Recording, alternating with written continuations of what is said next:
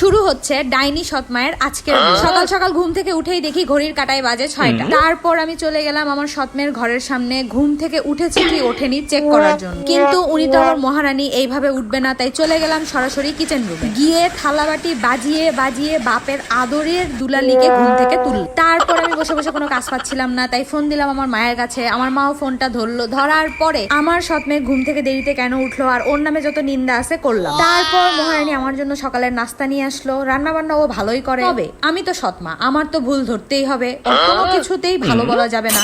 এইটাতে একদম লবণ হয়েছে এইটা বলে আবার ওরে পাঠাইয়া দিলাম ঠিক করার জন্য। এভাবে ওর খুদ না ধরলে ভুল না ধরলে আমার তো পেটের ভাত হজমই হয় না। এইটা করেও যখন মন বললো না তখন চলে আসলাম ডাইনিং এ। এসে দেখি একটা অকাম করে রাখছে। তারপরে যত রকম কথা আছে, আমি তো সৎমা, আমাকে তো শোনাতেই হবে।